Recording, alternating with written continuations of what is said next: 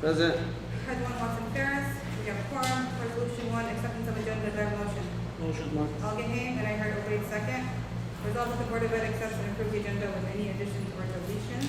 All in favor? Aye. Any opposed? Motion carries 4 ayes, 3 absent. Resolution number 2, approval of employment, do I have a motion? Motion. I heard Algenhain, do I have a second?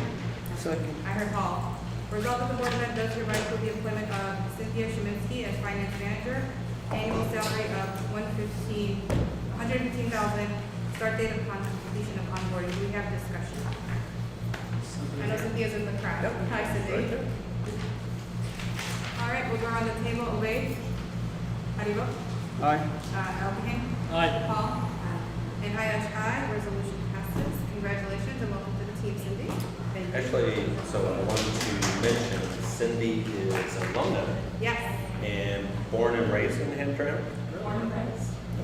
Yes, is that awesome? So welcome to the team. Congratulations. Thank you. All right, resolution number 3, approval of appointment. Do I have a motion? Motion. I heard Algenhain second. Second. Obeyed. Resolved that the Board of Ed does hereby approve the employment of Sean Shackelford as the Director of K-12 Instruction and Professional Development. Annual salary of $115,000, start date upon completion of onboarding. Do we have any discussion? How do you vote? Obeyed? Aye. Algenhain? Aye. Paul? And I ask my resolution passes. Welcome to the team, Sean Shackelford. All right, resolution number 4, approval of employment. Approval of employment, do I have a motion? Motion. Algenhain second. Hall, resolved that the Board of Ed does hereby approve the employment of Afreen Alavi as the MLD Director, Step 7 of the HOT contract, effective August 12, 2024. Do we have any discussion? Is it Afrin from Yep, Big the Cities? she's the principal. So who's taking her? We're gonna open it up. We're gonna do it tonight. It's posted. It's posted, yeah. Okay. Lovely. Thank you. Any other discussion? All right, Obey? Aye. Algenhain? Aye. Paul? I ask aye. Resolution passes 4 ayes, 3 absent. Congratulations, Afreen. I'm moving on up. She's on it, right? Thank you. All right, resolution number 5, approval of employment. Motion? Motion. Algenhain, Second. Obeyed. Resolved that the Board of Ed does hereby approve the employment of Hamtramck as the principal of Tau Beta, Step 7 of the HOT contract. Start date upon completion of onboarding, and I know that you're in the audience. Hello. Hi. You brought your parents. How are you? Hamdulillah, assalamu alaikum. Any other discussion or any discussion? Nope. All right, how do you vote? Obey? Aye. Algenhain? Aye. Paul? And I ask aye. Resolution passes. Welcome to HPS. And then we have the addition is going to be our resolution number 6. Representing Tal Baylor. I'm in sure. Tal Beta Tigers. And then resolution number 6 is going to be the addition, approval of employment. Do I have a motion? Motion. I heard Paul first, seconded by Obey. Resolved that the Board of Ed does hereby approve the employment of Jasmine Graves as payroll coordinator, annual salary of $65,000, start date upon completion of onboarding. Any discussion? All right, Obey. Aye. Algenhain. Aye. Paul. And I ask aye. Resolution passes. She's not in the audience, right? No. All right, welcome to the team. Jasmine. All right, resolution number 7, motion to go into close. Do I have a motion? Motion. Second. Okay, Obey. Algenhain, resolved the Board of Ed does hereby go into closed session for the following purpose: to discuss pending litigation. All in favor? Aye. Any opposed? Motion carried, 4 ayes, 3 absent. The meeting went into close at 6:09 p.m.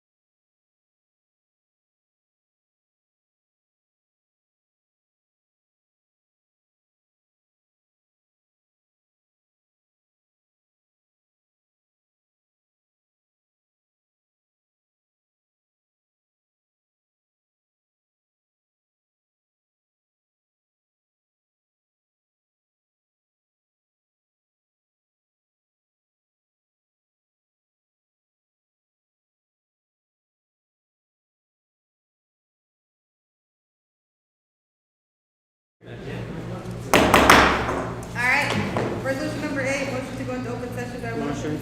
I heard who? Second. Oh, Obey, then Elgin. Second by Elgin. Result, the Board of Ed does hereby resume the meeting in open session. All in favor? Aye. Any opposed? Yeah, motion carried, 4 ayes, 3 absent. The meeting resumed in open session at 7:30. Where'd I go? Oh, Sean, you're here? Hi, stand up and say hello to the board. We passed your resolution earlier in the day. Welcome to HPS.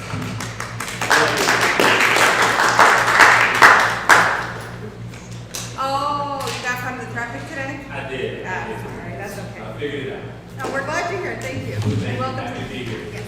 Welcome to HPS. All right, before we get into acknowledgements, I want to get into the resolution. Resolution number 9. Joanne, I'll forward you the language. Resolution number 9. Resolution. Where is it?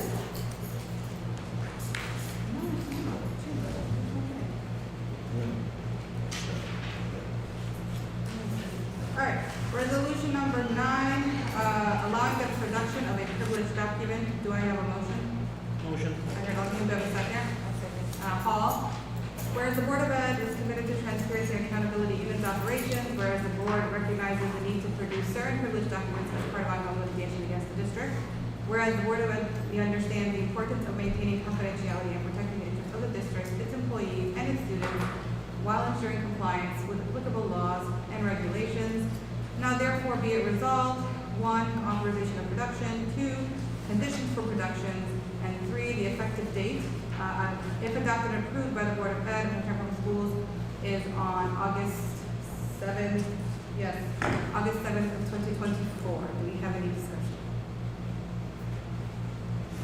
All right, roll call vote. How do you vote, Obey? Aye.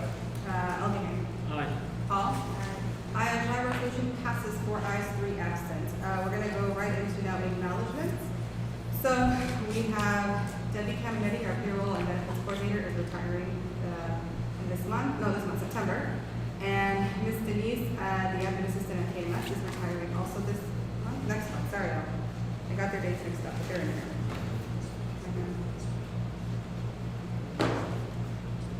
Oh yeah, so Ms. Denise is retiring this month, and Debbie is retiring September 1st. So we thank them both for all the service, all the years of service they've given to HPS. And now we're going to get into reports of the board. Jim has an update on the HHS ribbon cutting ceremony. Take it away. Yeah, actually, I have a couple things to add, but I don't know if this Lawrence. Where's Lawrence? Okay. A really cool thing happened. It's happened for the past 3 years. So GM employees, PPG, and they come together, volunteer. We had over 100 volunteers here over the past 3 days, painting the hallways, painting all the rooms on the first floor. So today at 1:30 we had a ribbon cutting ceremony. They're talking about coming back next year, just looking for projects. I mean, it's just a great thing. I mean, if you walk down the hallways, you see it's a little brighter, you see all the pictures on the floor. Mm-hmm. That's why. So. Oh, so where are those? Where are they hanging them up? I don't know, maybe Lawrence can come back a little bit later, but the idea is to put information up to celebrate students along the walls, student accomplishments. So probably, just putting the pictures back up. So I'll have to give you an update. I don't really know exactly what he has in mind, but we have fresh paint on the walls. Oh. Thanks to GM and PPG. Well, thank you to both. I appreciate that. Awesome. And then next up, we have our construction update. We have Ron Zatorsky from Plant Moran and Mike Gagnon from Crazy Wolf. And I want to add one more. It's Heart of America is it's a nonprofit that brings them together to do the painting. Oh, so thank you, Heart of America. Yeah. Thank you. On behalf of them. Yeah. Any other updates before you go? Yeah, actually, can I add the Family Fun Fair is going to be August 20th from 11 to 2. We talked about the ribbon cutting, and then I think Bria's going to talk a little bit about staff orientation a little bit later if that comes up. With that, bring Ron and Mike up. They're going to give us a construction update. It's being August 7th. This is a really important update to see where we're headed towards our school opening. So, everybody has a copy. Very good.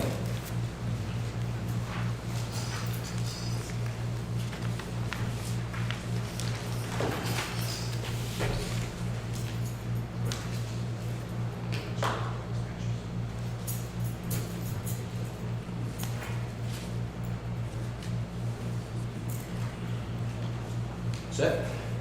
Okay. Okay. Good evening, and thanks for having us in to give you an update on the capital improvement program here.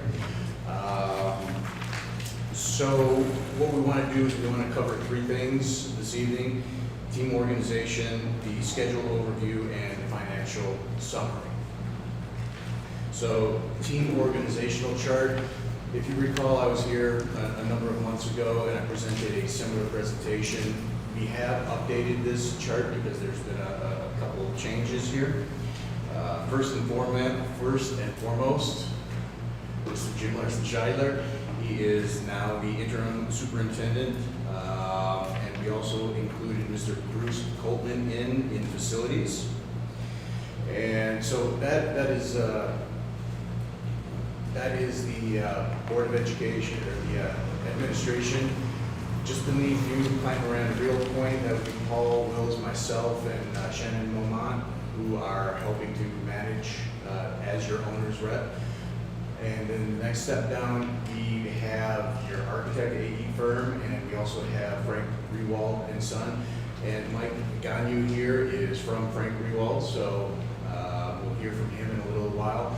And another thing that we updated is on the far right-hand side, right below Arch Environmental Consultant, a new consultant that will be coming into the family here is IMEG as commissioning agent, and that's something on the agenda a little bit further down. So a couple changes, a couple updates, and that is your team. This is the group of professionals that are working for the district. Next thing we want to talk about a little bit is the schedule overview. So let's take a look at that from a higher level here. And I'm someone who likes to look a little bit backwards as well as forwards to understand where we came from. So in 2023, we started this process. The we had HVAC projects, window projects, and a couple other miscellaneous projects that went on in 2023. Those are primarily completed at this point. 2024 has been a fantastic year. It's been a highly productive year. The ownership team and the construction team has just absolutely been hitting home runs on this, including the HVAC projects, Holbrook Elementary, Kosciuszko Middle School, Dickinson East and West. So that's a lot of work going on just in the HVAC realm, all in a single year. But they also went after windows as well. So the Dickinson East Elementary and the high school is also, they're also getting window projects done this very summer. That's a lot of work packed into just a few weeks over the summer vacation. Now that's the construction. There's other things that the team has been doing in the meantime. Design bid award for the high school HVAC project. So while the construction is going on, the architecture continues on, and the bidding process continues on, and the award process continues on. That's all in 2024. So again, a really packed year, a lot of great progress, a lot of great projects going on, and fantastic improvements for the district. Now looking ahead to 2025, we start to come down to just some HVAC projects. The high school project will begin year one. As well. There may be a little bit of cleanup on Kosciuszko and Dickinson. That's why that's on the list. There's a little bit of cleanup for them, but they should be done by that point in time. So that's 2025. By 2026, again, the only remaining HVAC project, or the only remaining project that we have, would be the high school, and that would be year two of two. So we'll finish up at that point in time with the capital improvement program. Okay? Question, Yes. for Dickinson East, I know that there's still work going on with the windows projects, but are they planning to get going before the kids start coming into school? That's gonna be a money update, Oh, So what I'm going to getting ahead of myself. What I'm giving you here is a pretty high, is a higher level overview of the business and the scope schedule budget, sort of look at the capital improvement plan. Mr. Ganyu here will get more into the actual nuts and bolts of the construction that's been going on in 2024. So, Got it, thank you. okay? So we'll just follow the same list that Ron has here, but Holbrook, the HVAC project there is in very good shape. Their contractor actually, we got it started a little bit early over spring break and a few other things like that nature. So all of that equipment at Holbrook will be up and running. We are waiting for the kitchen project issues. Once that's done, then we will be able to follow up with our HVAC project and do that. And today, some good news on the kitchen project where the state came in and approved final mechanicals, the kitchen fire protection, and a few things like that. So those things are happening. As soon as that's happening, so Holbrook is in a very good spot for start school. So it should be completed by in the school? Yeah. Now, when I say complete, so there's also a commissioning project we process. We just hired on a commissioning agent. So there will be, in the commissioning process is a very good thing. It puts all the equipment through its paces, makes sure everything is done exactly just right. The equipment will be operating and running and those things, but they'll still continue to do that testing as school goes on to make sure that everything is operating exactly the way it's supposed to. But it's not, they'll be using the kitchen though. What's that? Plan is to start using the kitchen. Well, the kitchen project, yes. We're hoping here within the next 5 days now, I think 6 days from now, they should be 100% complete. Again, the kitchen the fire suppression system in the kitchen was approved today.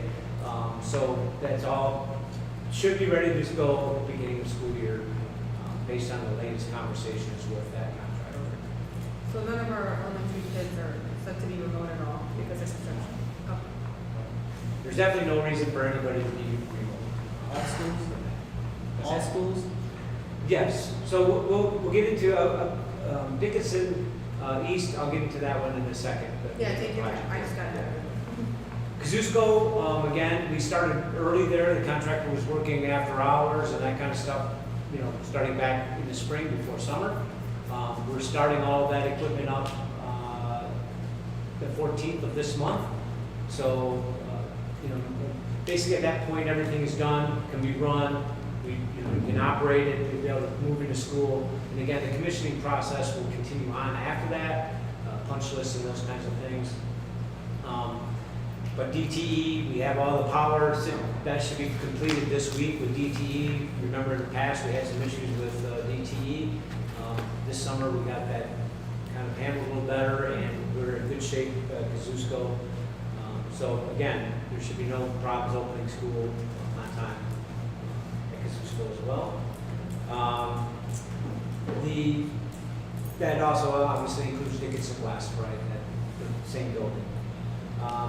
Dickinson East, the HVAC project there, really the big things there, we've got the equipment ordered and we're already starting the process with DTE because again, that whole electrical service has to be changed over. So we want to make sure DTE is on board. They're working on their design right now, which will help us finish our design of the electrical. The Dickinson East window project is been a challenge. There's nothing but surprises pretty much every single day. Every time you pull out a window, there's a different condition. The old masonry on the face, that's hidden by the window. Pull out the windows, the masonry's falling down. There's just been a lot of, we approved a big change order for all the asbestos that was found there. So there's been a lot of challenges. The people are working diligently, but we will not have all the windows replaced before school starts. The game plan, so there's a couple of things that go along with that.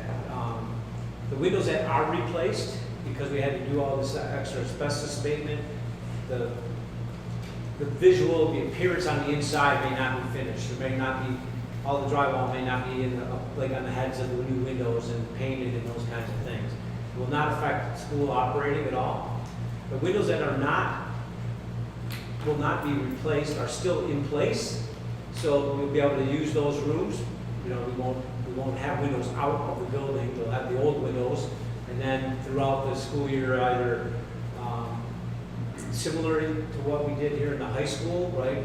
They have a room where we'll move the students to a room for a couple days, and then they'll move back in while we replace that window, you know, and stage that throughout the building to keep the process moving. The other thing that we've done there is when we opened up this building from the outside, there's some other code-related issues related to the existing building.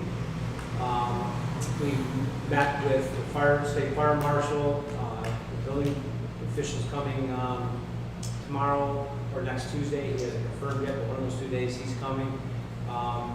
And there's really no ways to bring it completely up to code as required, so they're working very well with us to find ways to make things safe, meet the intent of the code, even though it may not meet the exact letter of the code. So all of those things are happening and have been a real challenge, but Dickinson East, I'm sorry? at the E, at Dickinson East. Yes. Oh, yeah, yeah. How many total windows need to be replaced, and how many have been replaced? So the thought process right now, in that the south side of the building, there's a little alcove. You know, you have the kind of walkway between the two buildings. You have the center walkway. The one courtyard on the south side, those windows will be the ones that would not be completed. Approximately how many? There's probably 8, you know, but that's 2 floors, right? So they're 2 stories tall. And how much So time do you need to install them? take about another month. Another month after that. They're going to work slower at that point in time because we can't tear out 4 of them, right? We have to work in a smaller section to be able to do it. But it should take about another month after school's open to complete those windows. Again, that's the removal and replacement of the windows. Once that happens, we have to do the interior piece of the building. Not related though. So we saw some of the windows here in this building. So the ones that open up, like to the outer, is there a way to add like a screen or something? Technically, I don't think you can. Most of those windows are emergency egress windows. The new HVAC systems that they're putting, so you used to have them for ventilation, but the new HVAC systems that are being put in are for your ventilation. So the opening windows are mostly emergency egress, rescue windows, is what they call it. So you can't have a screen on a rescue. So will that say on the window? You know, I don't know if that's a requirement or not, but that's a good question. I can find out. I don't know if that's, you know, it says that on there or not. We don't want staff having them open, you know, all the time. If it's an emergency. Ideally, you don't want them open, right? Because your HVAC system works harder than and that kind of stuff. So, but yeah, we can probably get some kind of simple sign that says rescue window only or something. And when the HVAC system is up and running for fresh air, it will be drawing in fresh air already. It'll have room occupancy sensors, so it will know that people are in there. It will measure the carbon dioxide in the room, and if it rises to a certain level, fresh air will be automatically brought in. So you won't have to open up windows anymore. It will just automatically come in. Regardless of the temperature outside or inside, it'll just bring in the fresh air. So if it's hot, then it starts cooling. If it's cold, it'll also start heating. But it will always be bringing that fresh air in so that you've got better air quality in the winter time when the windows are closed, the place that gets stuffy, it won't happen anymore. And where the temporary air AC is, that's where the unit's going to go, correct? Right there. Yes, not, yeah, there are some, that they're not all, I can't say that for every single location, but in general, yes, that's the case. The high school, there's about 80 windows left out of, I think there were 640 to begin with, so there's only about 80 windows left to do. Not all of them are being done. There's about 20 of them that are not being done because we have to put them in and then rip them out next year when we do the HVAC project. So they're being coordinated with the HVAC project next summer to do those instead of paying to do it twice. So it doesn't matter. But the only other issue, the high school is in very good shape. There was a delay in some of the arched windows, the metals that you can see up there. All of those parts are supposed to be in by the end of this week. So Are they gonna do glass or metal? What are they gonna do? yeah, there'll be glass. So they have to put that, because it's around, they have to put the piece of aluminum in, then Yeah. they can measure for the glass, and then they can, the glass, make sure it fits. Also, the locker room project here at the high school has been completed, except for punch list items down there. So if you haven't walked down in the locker room, it looks a lot different than it did. So you said you had changed them or just? The lockers. The lockers. They removed them all, they're all gone. So down by the pool area, it's, Where is it? Downstairs. Oh, the swimming pool, not the hallway. Oh, no, not the hallway. no, in the pool area, there's a little locker room. Then as Ron said, we'll be coming back here, the meeting in October 2nd to do the contract awards for the high school HVAC, which is really the last of these projects to be bid out and awarded.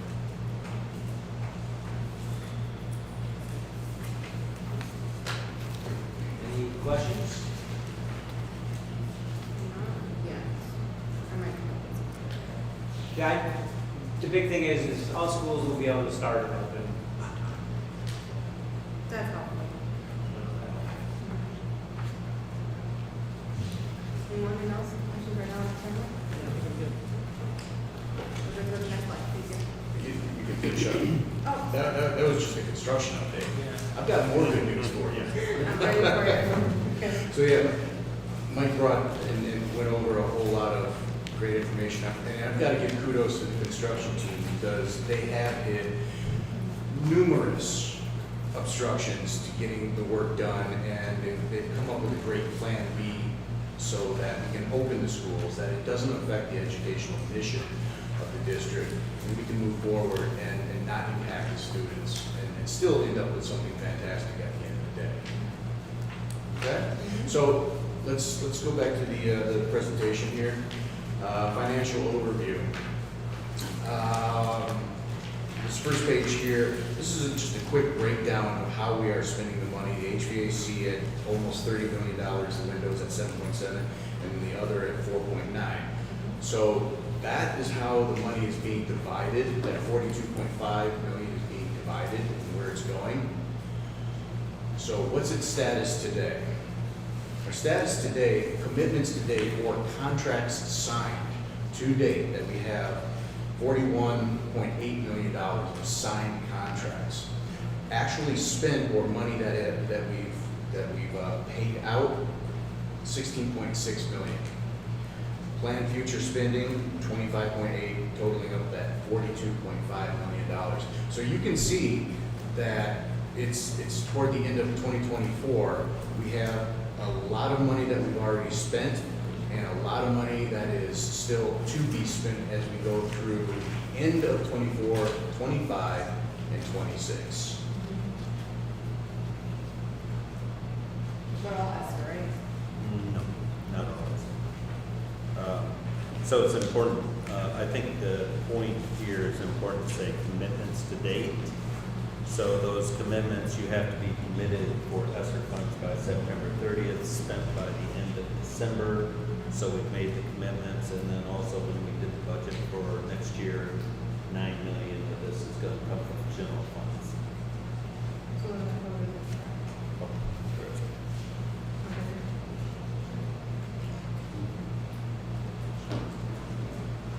Can we make an edit to the slides to reflect that? Did I say that wrong? Does this not include the 9 million? Because it's not committed. No, this Right. this page is not broken down by funding source. It's broken down by total program. Okay. So, 9 million of it is not. So 16 and 25, because that's not going to come up to 42. What I'm just trying to highlight there is the commitments or what we have signed contracts for, what we agreed to is already $41.8 million. So we are already looking all the way through 2026. We have a plan to spend that $41.8 million. That is just locked in place. We're good to go on those. So it's my mistake, because the 9 million is not in here, because it's not committed. Correct. Yeah, sorry. Okay? It's 42 plus 9 million? Yeah, that would be the 9 million that's coming from the general fund where we switched ESSER funds for general fund money. Okay? And then, next steps, what's coming next? Coming in front of the Board of Education, the performance and payment bond for FRS, IMEG's commissioning agent, contract approval, and well, those two should be this evening. And then coming, as Mike said, in October, on October 2nd, would be the high school HVAC Phase 6 approval for that work. So that'll be another big milestone. And that's ESSER funds project? No, that will be general. That's general. That's 9 million. Yes, Okay. a portion.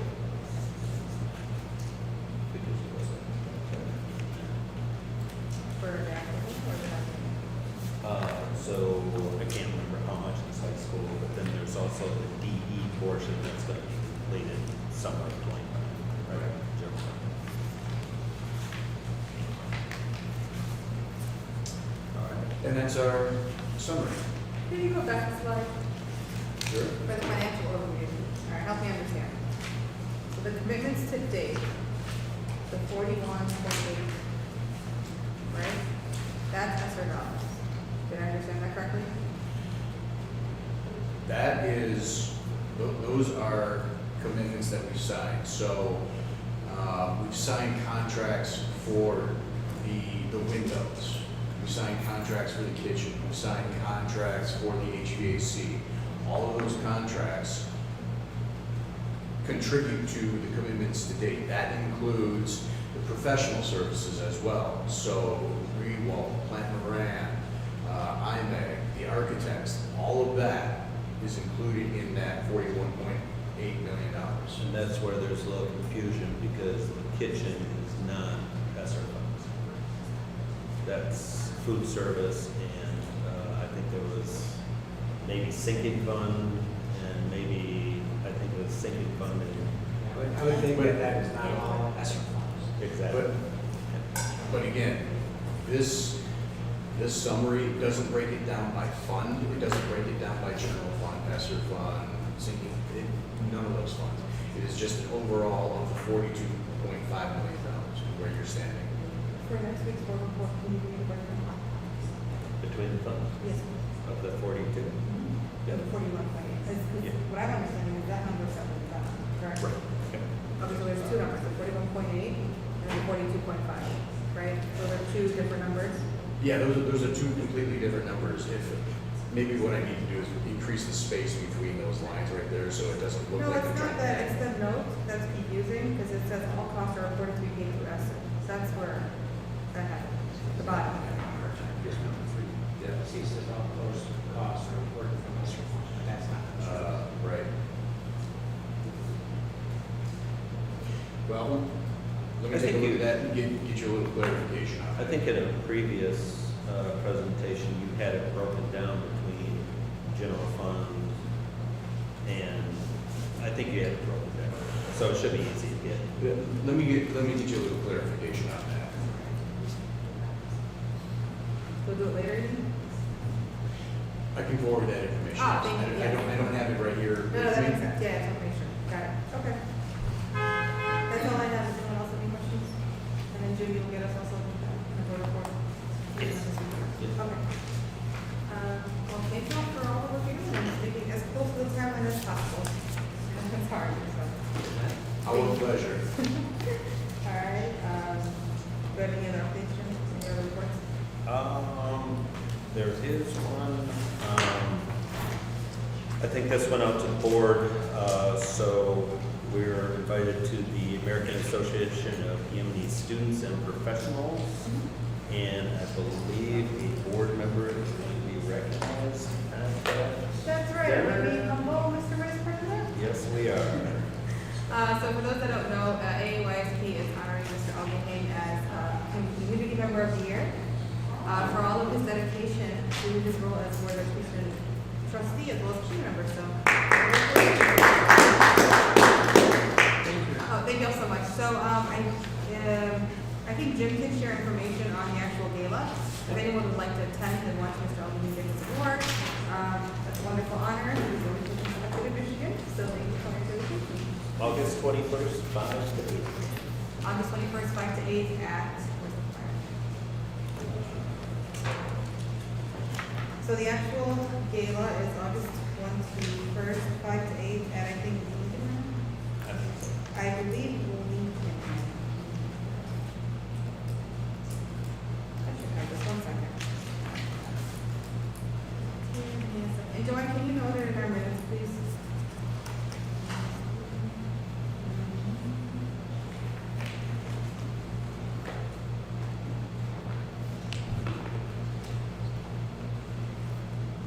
Here it is.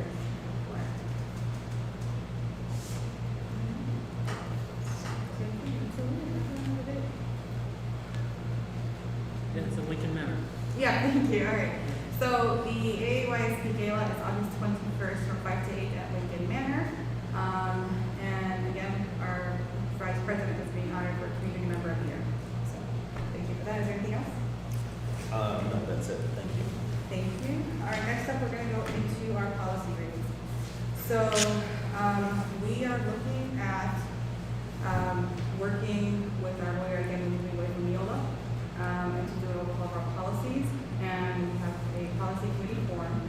But we just want to make sure that one of the things we want to get clarified is for committee meetings, the recommendation is to strike it because the current Open Meetings Act does not allow any of us, because none of us are active military, to meet remotely. So the recommendation would be to strike the bylaw on committee meetings because it explicitly states it has to be open. So we want to get rid of that. And then the only other edit to committees is striking the language on the first page, third sentence from the top. Committee meetings shall be open meetings. We're striking that language. Does anyone have any questions? I'm sorry, which one is this one? So the bylaw that says committees, you're on Okay. it. The bottom of the page, go up 3 lines. The sentence says committee meetings shall be open meetings.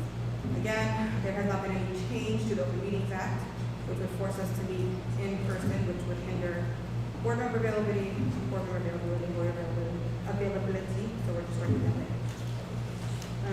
That's the edit on that. Any questions?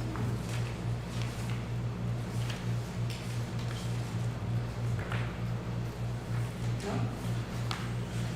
All right.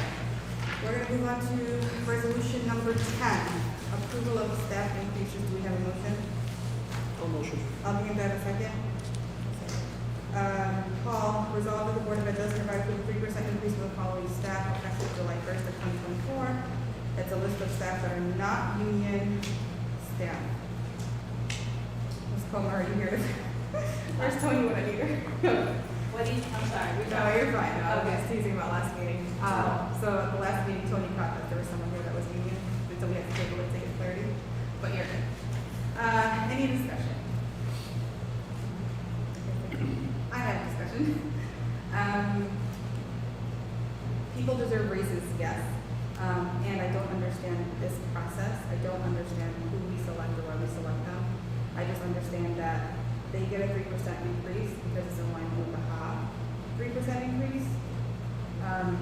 The confusion for me, and I've stated this to y'all and to my interim, is why aren't they in HOP? So for this year, I'm okay with approving it as is, but I would like to see in the upcoming school year some kind of process developed to at least understand who gets a raise, and like what's the merit here beyond, well, HOP gets it, so we get it. That's what I've been told, that there could be more to it. I don't have any other information, and I don't want to delay someone getting a raise. But if this comes up next year, I don't think I'd be, first of all, I don't want to be here. But if it comes up next year and I'm here, I don't think I'd be comfortable voting on it because I don't think there's a process, especially since I've gotten a question about how come I have not gotten a 3% raise, right? So I just want to understand the process, and as board members, I don't want to get into the nitty-gritty of deciding who gets it. I just want to understand how it gets decided. So putting that out there, I'll probably tell Joanne to edit the minutes so that's very clear. So I'm not rejecting it. My vote would be rejection today, but I also want clear understanding of how we got here. Again, people deserve their money, yes. And I want to understand why and how, because they don't follow necessarily a process. From what I've been told, a few times I've done this, should end maybe now, for 6 years. So that's all I have. Any other discussion? Go around, Dave? Sorry? Oh, how do you vote? Oh, sorry. aye. All your hand? Aye. Paul? Aye. Aye. Resolution passes 4 ayes, 3 absent. Again, with a comment of the president inquiring about a more, not even more, just an understanding of how we get to this. Thank you. I thought you said I have a question. No, I understand. Resolution 11, approval of purchase. Oh, so we're going to table resolution 11, approval of purchase of sale curriculum. I always forget this. Hang on. Robert's rule, do I go move on to the next one as 11, or do I continue with 12? Are you striking that from the agenda? Yeah. SEL? Yeah, we're tabling it. Just move the number. Move the number? Strike. Table. Should I strike it then? Hang on. One second, Robert's rule. I'm sorry. Are you table until the next meeting? Yes. Okay, I would- you would need a vote to table it, and then you would say, table until the next meeting. But if I just strike it, it would be straight? If you strike it, it would be. Okay, Joanne, if I'm striking it from the agenda, the next resolution would be number 11 or number 12? Trying to figure out which one was on. So, sorry. 9, 10, 11. So it would be, so right now, the one that I'm trying to strike is 11. So if I move on to the next one, does that become 11 or does it stay 12? I think 11. It becomes 11?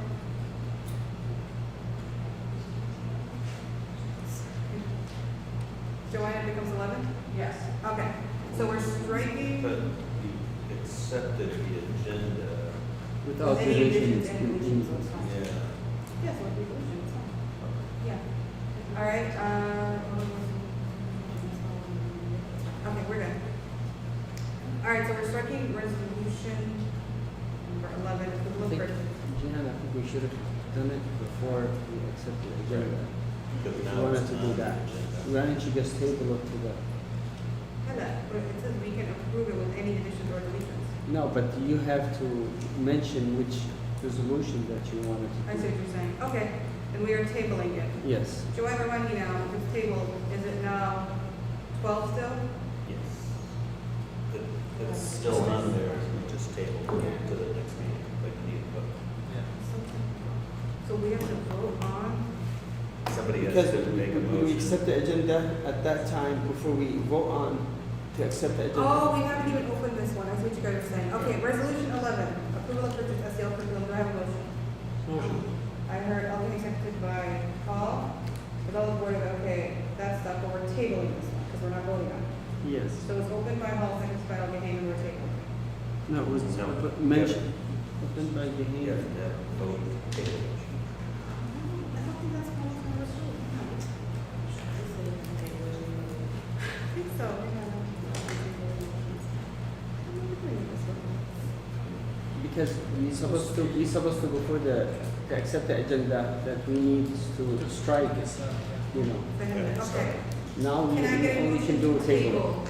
So then, Yeah. can I get a motion to table resolution 11? Motion. Okay, do I have a second? All right, resolved that every board of us is hereby table the resolution on approval of SEL curriculum. All in favor? Aye. Any opposed? Motion, who said that? Yeah. Okay, 4 ayes, 3 absents. Resolution, wait, now I'm on 12, right? But wouldn't that be 13 now, because we just opened another resolution? No, it's the same. Stay same. I don't remember seeing this, I'm sorry, I don't remember this complicated. Okay, Go to 12. so we're tabling resolution 11, we're good. Mm-hmm. Resolution 12 now. Approval of purchase solution tree PD, do I have a motion? Motion. Alderman, do I have a second? Second. Obey. Resolved that the Hamtramck Board of Ed does hereby approve the purchase of the PLC at Work Embedded Coaching Program from Solution Street for the 24-25 school year. Total cost not to exceed $202,800, funded through Title II. Heather, come on up. Let me explain this a little bit.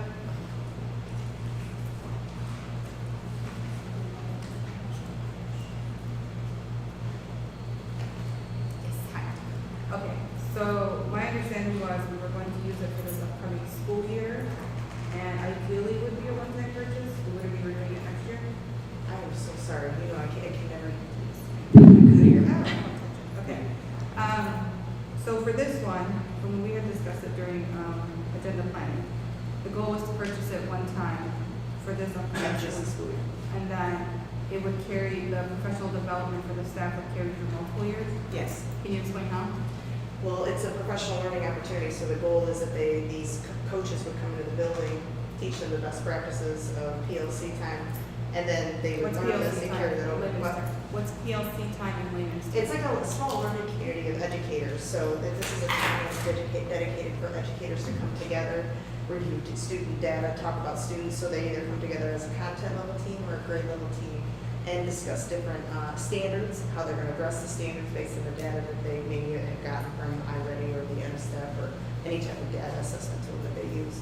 So the goal is that when the coaches come in, they're going to sit right at that data dive and do it right with them, show them the best practices, the best ways to do it. They're also going to work half the day with the administrators, so when they are not coaching in the building, the administrators can then be the PLC coach starting the following year. And how often are they here? They're here every half day because that's our designated PLC time. So there's 4 half days. So there's going to be one coach in every building every half day this coming school year.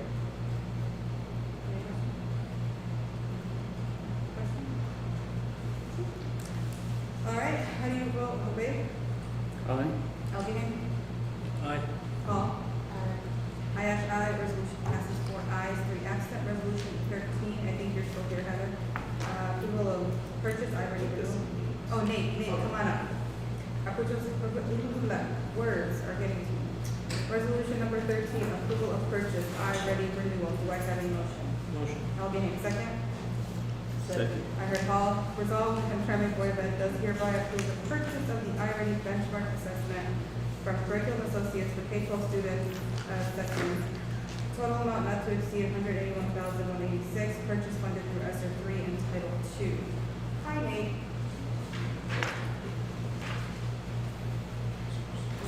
Good evening, everybody. Good evening.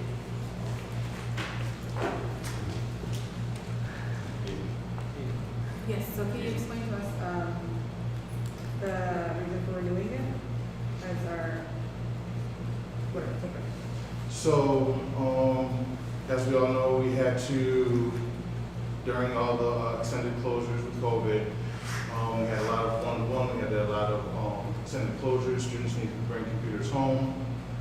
So the district made its first large-scale purchase of one-to-one Chromebooks for students. Over the years, we've just maintained that as our policy. Unfortunately, you know, when students have a lot of transport back and forth, they pick up a lot of extra damage. Nate, we're talking about iReady, not the laptop. Oh, iReady. I thought you said Chrome. I'm sorry. Oh, that's fine. Mark, you can stay there. You're Okay. next. You're gonna be there. I deal with iReady. The iReady stuff, Yeah, the there you renewal. iReady, the assessment piece? Yeah. So over the years, especially during COVID, we had made a move from NWA to iReady as a benchmark assessment, which is required by the state to 10th grade.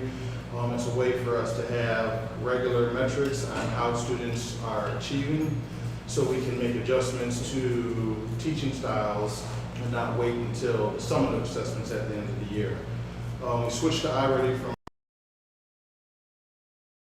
We also have these student instructional pieces designed specifically to a student based on their benchmark results, which with studies and our own data shows when students use that, they see a growth in their progress.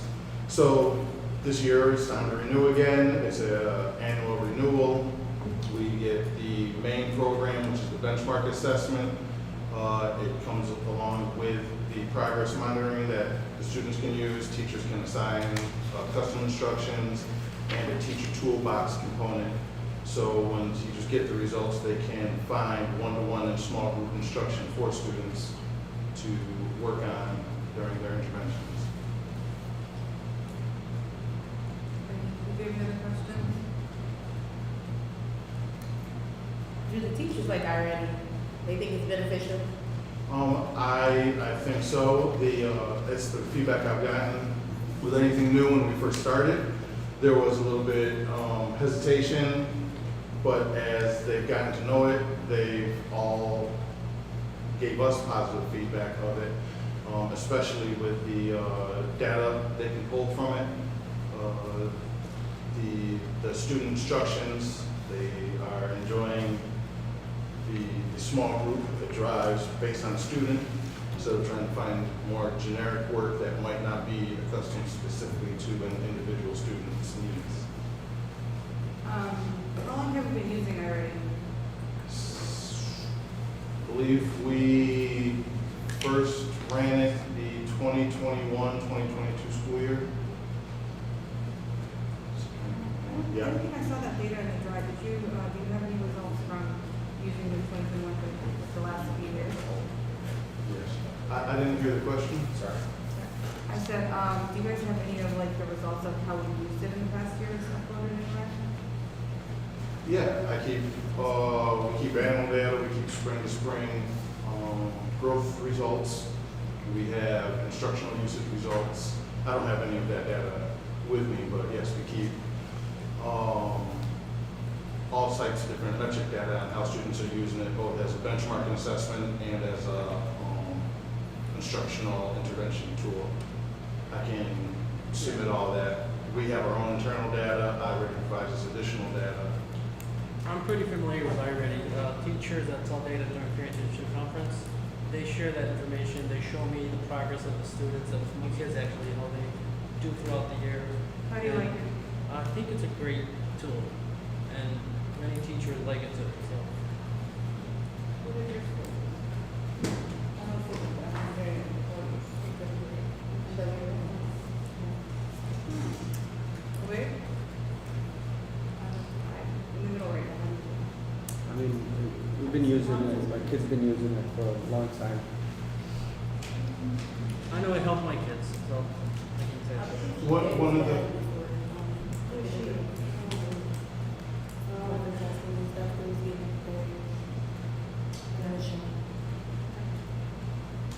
one of the key features of Yeah. iReady, one of the things we made our decision, is that with NWEA, teachers spend a lot of time having to look at the data and figure out how to group students, what activities do students. Then we would have to, as a district and in the classroom, we would have to find those resources to teach students during their small group interventions. With iReady, they have that option to do that as well, but it's also built right into less time searching for workflow and more time focused really on the student needs, which was really the deciding of that purchase. I myself came from an NWA background, but I was really hesitant at first. Anyone else have any questions? All right, that's all I have. I trust you, I trust my colleagues, so how do you vote away? Aye. I'm so sorry. Paul? Aye. Aye. Resolution passes 4 ayes, 3 absent. Thank you, Nate. Resolution 14, approval of purchases, laptops, and computer cards. You got ahead of us. Do I have a motion? Motion.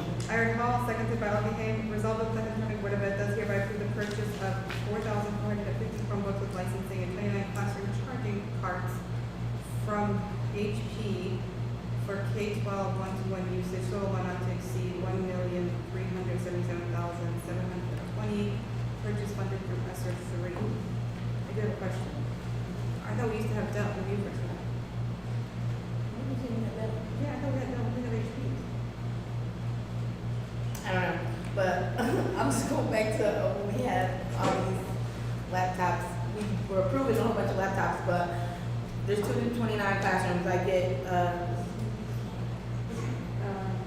Nate, he said that the kids are taking them home, so maybe we should stop letting them take them home, and they should just do the work in class. Nate, want to explain? Yeah, we've discussed that. I think we probably need to do a data analysis on that. Specifically, it might be, and probably, it'd definitely be a better idea for the wear and tear. Yeah. The only other thing to take into consideration is we are now starting to get into a workflow where even when the schools are closed for whatever reason, we're doing work from home, so we're able to do continuity of learning. We don't have to, the snow days, heat days, something wrong with the building days, students are able to still get an education. I think we all agree, we don't want that as a regular, like we had to do, during COVID, but that has been beneficial in those small intermediate gaps. But I think a serious review should be done of that and really find out what the efficacy of take home is in school devices. Yeah, but why are we using HP though? I'll let Mark, I think we use a mixture, but I'll let Mark. We mainly try to buy HP and Dell. Great, but like, from my experience, HP computers like fall apart. So why can't we purchase Dell ones? I probably couldn't get enough of them. Could you check? Availability goes, yes. And we're purchasing, this is a very large purchase, so we have to purchase off of a government contract. Yeah. So we have to like basically get quoted us on a government contract, and then I ask if they have stock. This is not gonna do us any good if it takes them 3 years to get them up, to order that many, it takes them a long time to get them to us, so. Right, but they, even with the government contracts, they usually default to Dell, and I'm worried about like kids using computers that fall apart easily. I know we're doing a one-to-one, so I wanted to have something sturdy. Well, these Fortises are touch screens, they're pretty robust. That's the thing, it's like, I don't know this particular, do you, I guess, I don't know. Yes, I do know.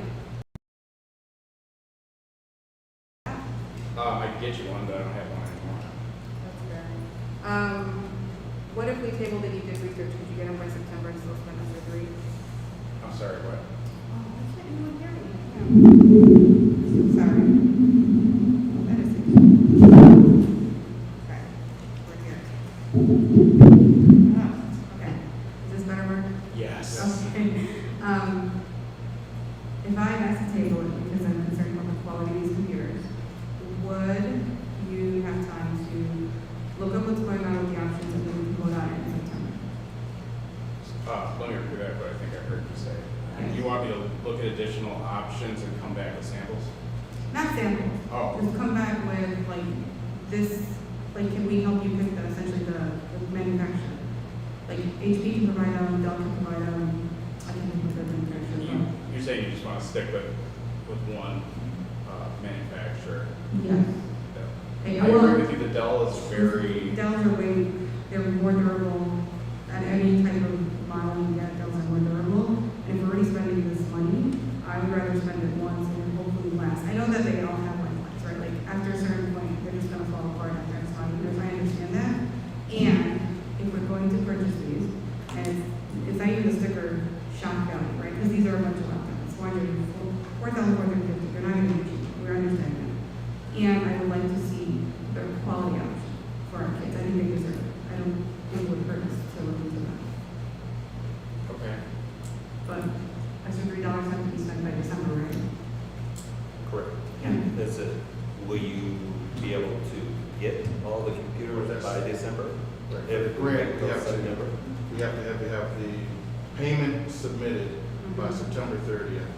We have to actually have the computers in district by October 30th. Yeah. So I think that's what Mark was saying, some distributors might take 6 months or so to distribute. it's, that many. yeah, it's more than just the device, I mean, there's a lot of juggling to do. I'd be willing to have another meeting, I'd be willing to have another meeting in August, if AJ was available for this, because I want them to have the best, and I just want them to research it. Are we okay with that? I'm fine with it. I'm agree. And if we table it, these 29 classrooms, they still have laptops to use, correct?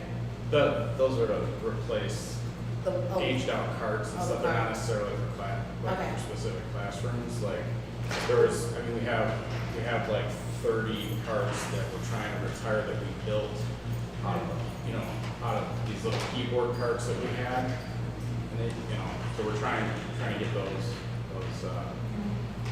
recycled. so the Chromebooks, I mean, there's enough Chromebooks, so when the school year starts, they'll be able to use them. Well, they're not even. That's a district refresh, so that's gonna be, and plus some, because we wanna have reserve devices for specials and for testing. So we can just say, part of the problem with the take-home program is that we need something available all the time for when we need it, and the take-home program, sometimes kids forget to charge it, or maybe it's broken completely and they just don't bring it. So you said the take-home program, so are these like certain kids that need to take the laptops, or we just let any child take them? No, this is something where we don't want to be dependent on the take-home program anymore, because we feel like instruction is suffering from the take-home program. Because, not every kid can always, the kids can't consistently show up with their laptops. Right. It's very difficult to get them to do that, so. We feel like that we should just be depending on carts in the classroom, Yeah. like the old days. And they last a lot longer, they're a lot better for instruction and testing, and they have them just ready to go in the classroom. Yeah, so again, for me, it's just the quality of the brand. I have no issue with the actual purchase, but We have HP servers that have been running for almost 10 years nonstop. right, but those are not laptops to kids. Do you see what I'm saying, Mark? Yeah, these are made for institutions, but I have no problem going back to the drawing board and getting some different devices. It's just it's quite a time crunch.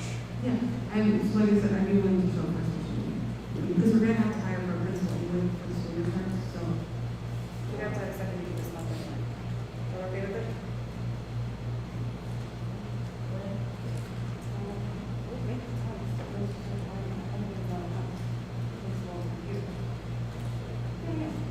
And then, Yeah, right before, closer to that, probably 20 something. Yeah. So motion to table? Sorry. Motion. You wanna vote or no? I'm saying, table it, you don't even do stuff. You said it, Dale's not coming back. They are, that's why I was like, if we're gonna get them, our kids deserve better, so. Not saying that you didn't do the possessive questions, so.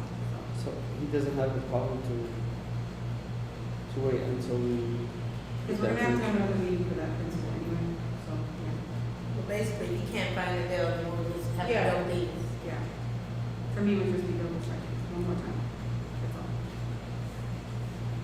So. Motion to table? Thank you, Paul, do I have a second? Second. Okay, all in favor of motion, tabling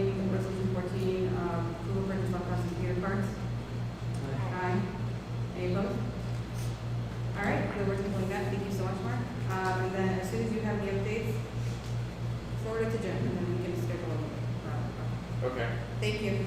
Yep. Resolution 15, approval of purchase Elevate K-12 services. Motion. Need a second? I'll say it. Paul, resolve the Hamtramck Board of Ed does hereby approve the purchase of Elevate K-12 services. Total amount not to exceed $155,000. Purchase funded through general fund. Who can explain this? Great. Oh, hi, Grace. Come in.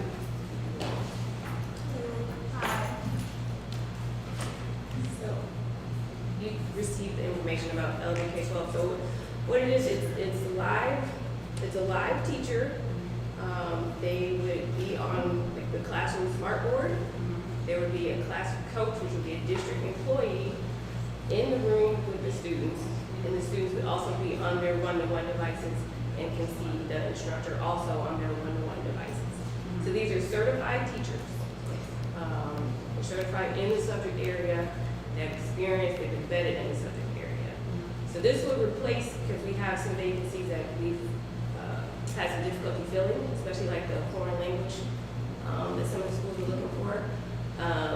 So this would, prevent us from starting the classroom with a vacancy and having a long-term sub in that position. So it's pretty much talking to a computer. Yes.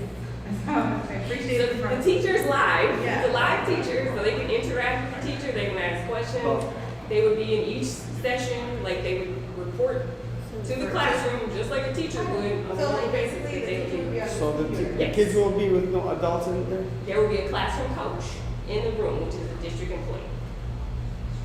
So what happens when we fill the job? We just make the $155,000? No, most likely we would transition it to another vacancy because vacancies pop open all the time during the school year, so you don't lose anything. It would just transition to a different position that we had that was vacant. Sorry.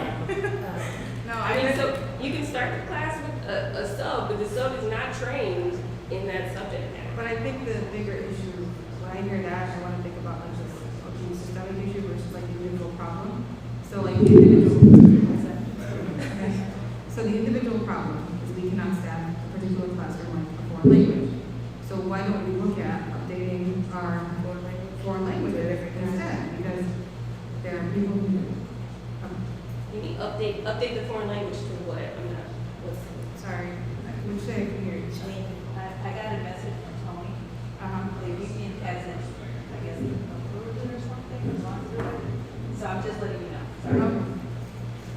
Regarding the I think you race. said the foreign language version, changing it. What's this? So what class, I'm sorry, wait. Okay. The union has not approved the use of Elevate K-12 services in the classrooms, is that what I heard? Yeah. it was sent to them to review and. I'm sorry, I don't Discuss. either, I'm just saying, I'm just reading what she told me to offer to you, so that's all I'm saying. No, that's fine, Bria, I think, so for me, when I hear that, it still sounds like, if we can pay someone to be in the classroom, if we can pay someone to be on a computer, and we're still gonna make the kids look at a screen, it doesn't address the root cause of getting this class, this specific subject filled in this school, or this district is not effective. So for me, this is putting a Band-Aid, it's a temporary, it's a creative one, but it's not addressing the root issue that's above you at this point. I think we'll be like relooking at curriculum or whatever, but if I heard that my kid was taking an elective and they had to look at a computer, and I know that I bumped into a building, even if there is what was the title you gave them, something coach, A classroom. classroom coach, it just wouldn't sit right with me. Like, I just personally wouldn't like that, because there's no substitution to. There's not. Yeah, you're right. And I'm sorry, it's putting. What grades is that? I'm sorry. What grades? This would be for the middle school and high school. Yeah. Middle school. Yeah. So Bria was trying to get creative in order to make sure that we have a certified teacher in every classroom when we And I start. appreciate that, yeah. And so she met with the principals. Yeah. We have discussed it with the union. The union was going to discuss it among themselves and get back to us at our next meeting. This was an opportunity to say we could implement the program pending discussion with HFT. There's no contract that's been signed, this is just to say. Yeah, I understand, I understand. that. But these concepts they use it in college, you know, And they for have adults, used it, you they know. use it in other But districts. now in their you ranks. have a kids. Yeah, and that's the thing, it may, like. You do have an adult. I think. I know, but Our kids. Not even our kids, it's still, it is a creative solution, but we're not having a broader conversation on why in our schools we can't get these particular foreign languages done, because I'm guessing it's Spanish and French. I can tell you that I get a list from, like new teachers incoming into the field, and I had about 6 on that list that were certified and endorsed in that area. And that goes out to every district in the state of Michigan. Right, so is that the thing? So I'm just saying, it's a very small pool that we're pulling from. And that's the thing, it's like we can look at another language too, because. It's foreign language, so it's not specific to, you know, we just happen to say Spanish, and Spanish is usually easier to find. When you start going into, you know, French and Arabic, it's a little harder to find somebody that's endorsed in those areas. So that's why we chose Spanish, and it would be easier to implement with this, with this program. So that's why we picked Spanish. But it's flexible with it's also hard to find a music teacher, art teacher, just about any special, honestly. But this was just it was an option, an idea. No, I appreciate thinking outside the box, I'm just uncomfortable with that, to be honest. Any other questions? All right, how do you vote, Louise? Nay. Algernon? Nay. Hall? Nay. Ayaz, nay. Resolution fails, 4 nays, 3 absent. Just the commentary is, we appreciate the creativity, but it wouldn't be appropriate for that. Resolution number 16, approval of service contract building group eval resolutions. Motion. I heard Hall, second by Algernon. Resolved that the Hamtramck Board of Ed does hereby approve the contract with Structure Capital Building Group eval, including development of a long-range program. Total cost not to exceed $48,100, funded through the general fund. Do we have a discussion? I do. Yeah. Sergio, come on up.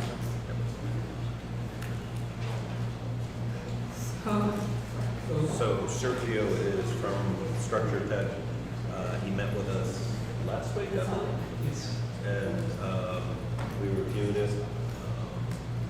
And so provide some more information, which was on your board drive. So Yeah, so I had a chance to look at that information. We had tabled it in our last meeting because I think there's still a confusion on the value of this. If we've gone through most of our things from what I've understood. So I just wanted to hear kind of your perspective on it. I know that you were able to listen to the meeting, so you have different opinions on it. So, again, my name is Sergio Davis. I work with Structure Tech. I've been with Structure Tech for 30 years. And I work with different districts around the state and also outside of the state as well. What we're proposing here is a comprehensive roof assessment of all 10 schools. Okay, and we came up with about 134 different roofs. So 34 different what, I'm sorry? different roofs systems. So, get glasses.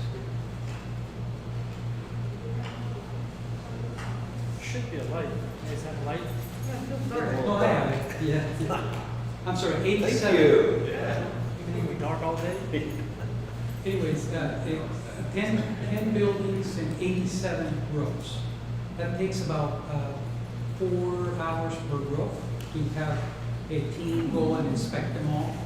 And when I say it's comprehensive, we're basically going to look at the entire roof area. We're going to look at all the components of each roof.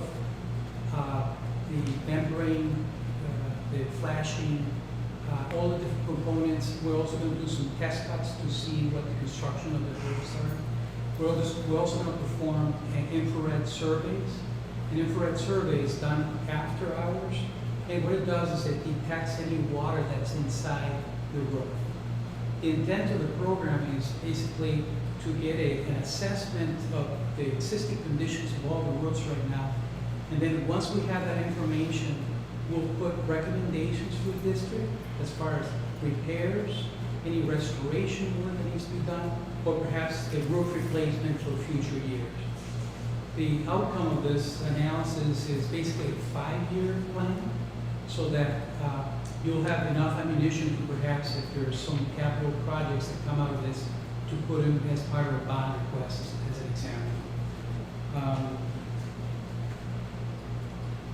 Yeah, and then the other thing is our estimates are based on current pricing of roof projects. We do about maybe $20 to $30 million worth of roofs every year throughout the state. So we have a very good pulse on the budgets. So when we give you budgets, you'll have numbers that you can trust. In other words, when you request funding and you get the funding approved, those funds will likely be very close to the budgets that we put together, because we've been doing this for 30 years, so we have a very good angle on the budgeting part of the roofs. So, okay, I hear that you're saying that you're gonna assess the roofs, but when we hire our construction manager and our architect firm, what are they doing in the projects? Like, I don't understand. We're subject matter experts. Just like you have a mechanical consultant, you have, for example, I noticed you have an environmental consultant.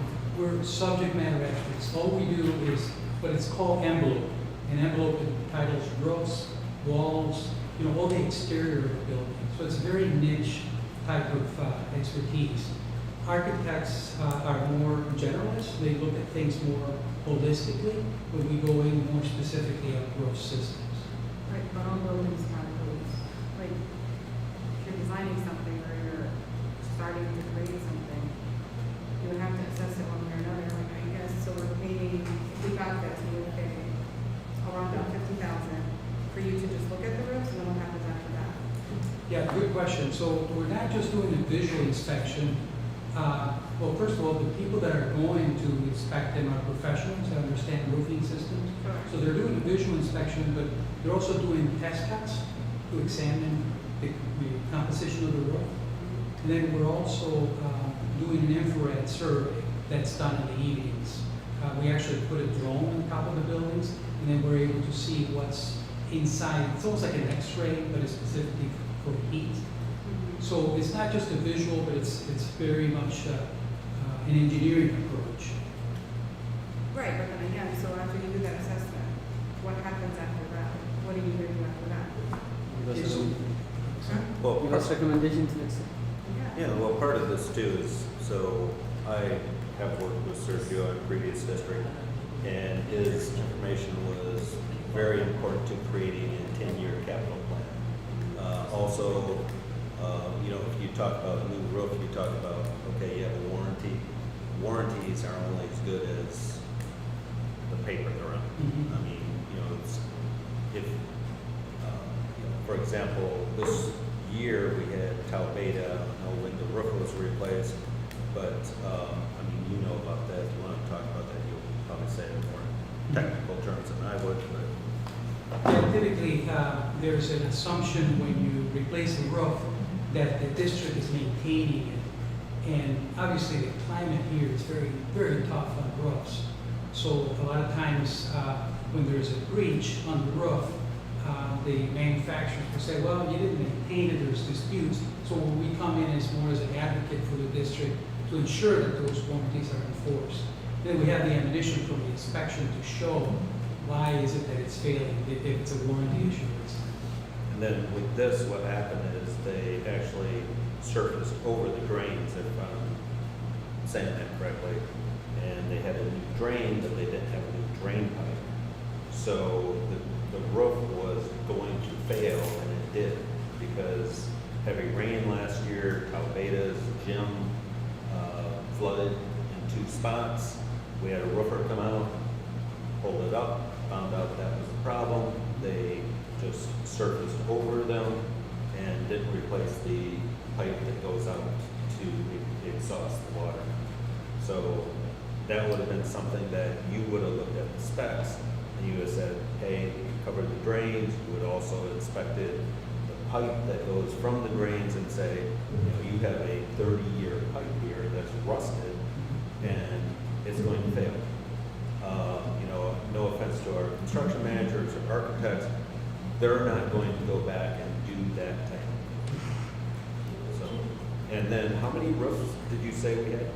We have 87. Okay, so when you say we have 87 roofs, we have 8 buildings, 10. Yes. The problem is, each roof is not, the high school is not one full roof. So, Yes. right, so what they're going to do with the heat monitoring, they're going to see some of those 87 roofs need to be replaced. But if, hold on just a second, so if you say the high school has 20 sections, somebody might come in and say, without this information, say, you have to replace the whole roof.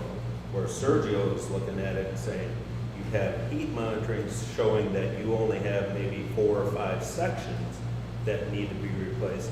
So you're doing the work much more effectively and with knowledge of what needs to be done. So you might be replacing the other parts of the roof that are fine for another 10 years. This is about looking at how to budget and how to plan your money. And I mean, it's a very effective method. I mean, in my previous district, we laid out sections of roof in a 10-year plan that needed to be replaced. So we were able to expand our money. Instead of doing a roof at one school, we're able to go to 4 or 5 schools and do sections that his monitoring showed that needed to be replaced. I understand that they are consulting more in details and roofing. They told us what's the issue if we have an issue. Exactly. And how to get it fixed and how much it's going to cost us. That'd be great. But how many roofs we have replaced? I know we have replaced the roof. Community center for sure. In here. And here too. Yeah. And high walls. And top eight, you just said. Well, and I think there are some issues with some of those roofs where it's not sealed. That we just did. I, Yeah, it's top eight. And I thought Well, part of how this big? wasn't just roof, it's also walls and. yes. This particular action is strictly the roofs, but we are doing, we're reviewing the interface of the roof with the walls. Because that's usually the weak link, you know, like you were describing, there's multiple roofs, but there's a transition between one and the other one. And it's that transition where most of the problems are. Because there's you know, the way they were connected, usually it wasn't well done, or even the weather starts affecting those transitions. The other is the coping, you know, the outside. Usually it's also breached, and then affects the areas underneath. You know, for example, you're replacing the windows, which is a good thing, but a lot of times there might be a leak that's coming from the connection of the roof with the wall, and you may think it's a window issue, but it's really that connection. And this happens over time. It may not be an immediate, you know, rush down the wall. This could take years where it's just drip, drip, drip. And so I know that we had pictures where you can see the paint on some of the walls. You can tell that it's coming down through the roof.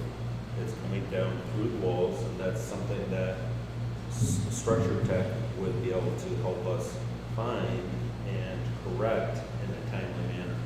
Yeah. And if I could clarify, this is a comprehensive, you know, we're gonna do all the roofs, we're gonna create a baseline.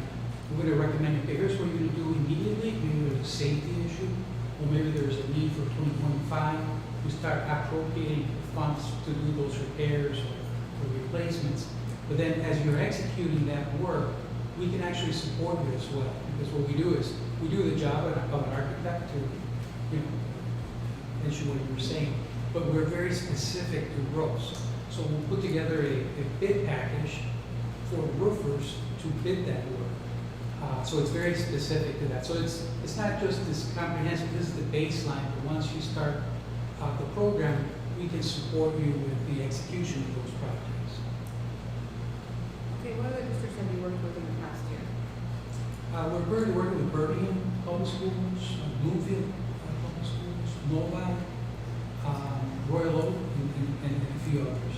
So you're And then currently working with? we are doing also work in the west side of the state with other school districts. So you're currently working in Birmingham? Yes. Where did you work in Birmingham? Permanent. Why are you back in Birmingham? Was it? If you already worked in Birmingham, why are you back in Birmingham? I'm in my maybe 15th year there. So we're still executing. We have a project to do some roof replacements next year. So not only do they inspect them, but as Sergio said, they can design the roof, and then they become the architect. They also monitor the work, and so basically the architect CM and you work on the roof. So, Yeah, but how long do we have before that? sorry. How long do we have before after you do your evaluation? Oh, the evaluations, they are usually every 5 years. If you do an evaluation every 5 years, and then it's, because once you have the baseline, the following 5 years, it's much simpler because you have a lot of the information. Plus, if you've been doing work, as the program recommends, it will be updated. So it will be maybe less roofs that you're doing, depending on how aggressive the district gets into executing what the program is recommending. So that we pay you again in 5 years to do another evaluation? Yes, however, it will be a different scope, like I said, because it will depend on how many roofs we have accomplished. You know, maybe some of them were replaced already, so the inspection will take a lot less time, you know, as a result of executing the different roofs every year.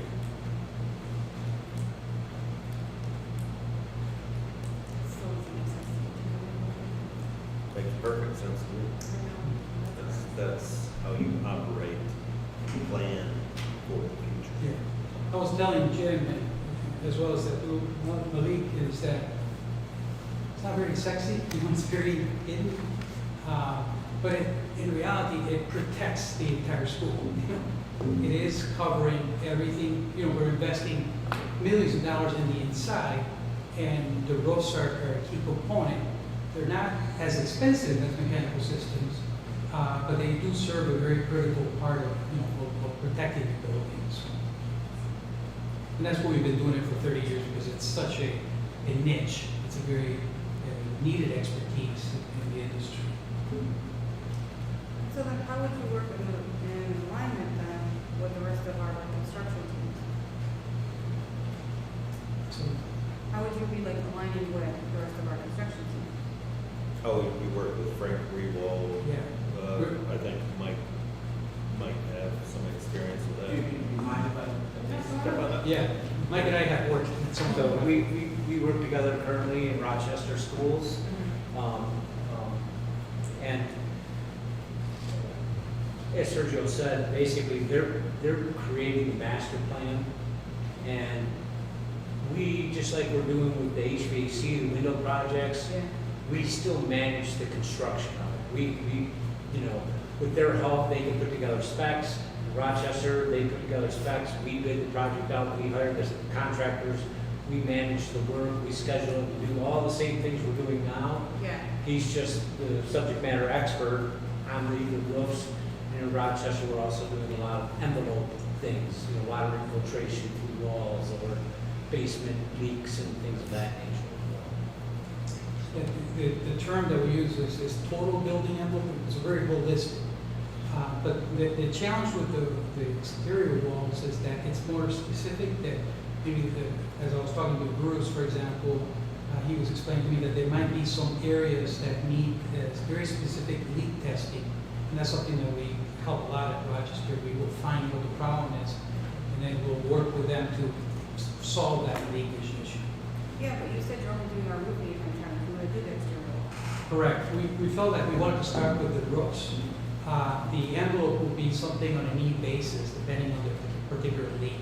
Like at Rochester, that's what we do. We have a specific call to take care of an elementary school that's having some leak problems. So we do a very special project specific to that leak assignment. It's not as, you don't need a comprehensive assessment of all the walls. You can be very specific about what problems are existing right now. I think Ron and Plant Moran work a lot with Sergio and Structure Tech too. I don't know if you can add anything to it. So I haven't worked directly with Sergio, but I've worked with some competitors, actually, providing the same services. In one district that we used, one of his competitors, the bond was calling for replacement of a completely removing one roof and actually two roofs. The one roof, we called someone like Sergio, they came in, they did the thermal scans, they did the investigation, they did the coring, sent it out to the labs, investigated it. Turns out that we didn't have to replace the entire roof, which would have been hundreds and hundreds and hundreds of thousands of dollars. We spent instead $27,000 to fix those areas that needed it. Now this roof was a little bit older, and we were able to tell that it had about 10 more years of service. Use it for other things in the bond. What Sergio is proposing here is to go into your schools and do a like analysis. No, you don't have to replace the entire high school. Maybe you have to do 5,000 square feet here and 5,000 square feet here, and then defer the rest of it. So okay, then let me just, we've already done a few roofing projects, like that's not, I understand what you say you want. Sure. We've done a few roofing projects. What, like, okay, you find out that one of the roofs that we've designed is cracked, right? I don't know, something at the, here at the HHS and at community center, you found something wrong. Now what, then we're gonna have to hire somebody new, or can we go back on a warranty, like this is where I'm like, it's still kind of confusing to me. Yeah, I'm glad you used that term. Basically, what we do is we rate the roof. So we will give it a rating of from 0 to 100, 50 being the worst. 0 being it's going to fail if there's a danger. So we will rate and then we'll provide you with a priority. Okay, so this roofs are in good shape, so you don't have to worry about them for the next 5-10 years. However, just like a car, the fact that you bought it new doesn't mean that you're not going to change the oil. So part of our exercise is to also schedule the required budgets to maintain those roofs, so that they don't go south on you. Because the challenge in this weather is that even with new roofs, they start getting impacted if you're not maintaining them. So in answer to your question, we will prioritize. So the new roofs, they will have a schedule for budgeting for maintenance, and then anything that's rated below a 50, which is they're in bad shape, you will have like, okay, this roof is in bad shape, but you can probably give yourself another 2-3 years before you have to get more funding to replace it. And then we can help you prioritize that. All right, any more questions, anyone else? All right, how do you vote, Rick? Okay, Aye. Paul?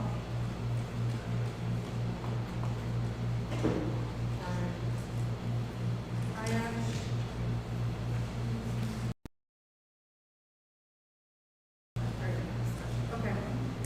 Support of my colleagues, aye. Resolution passes. 4 ayes, 3 absent. Resolution 17, authorization for change order. Do I have a motion?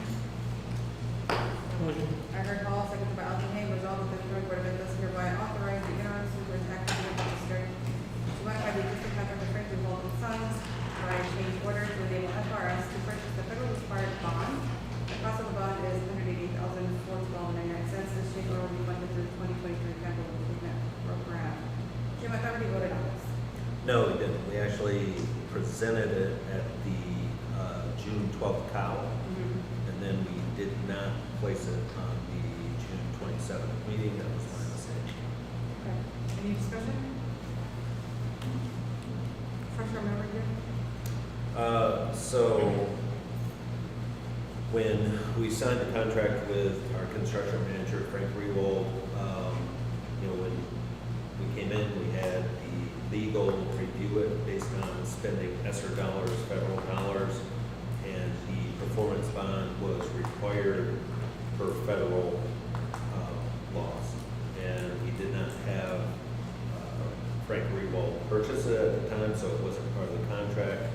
We're adding it to the contract. It's normally a reimbursement, Maybe reimbursement. part of the contract. Did I say that right, Mike? Yeah. So there's many different ways to do bonding.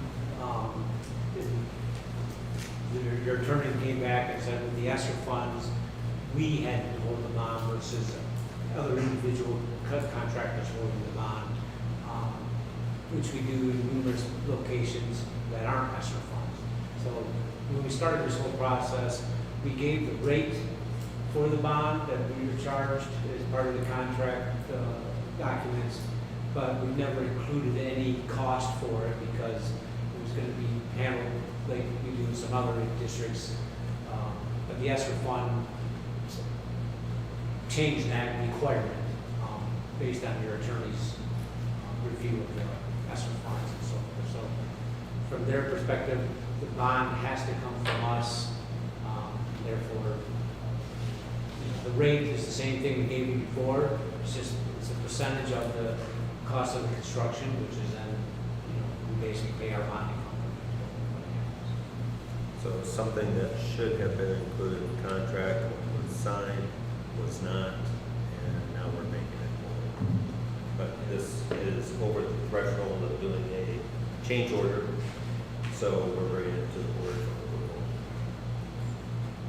Okay. Any other discussion? How do you vote, Ray? Alderman? Aye. Paul? And I resolution passes 4 ayes, 3 absent. This is resolution 18 awarding of contract for commissioning agent. Do I have a motion? Motion. Alderman, do I have a second? Ray?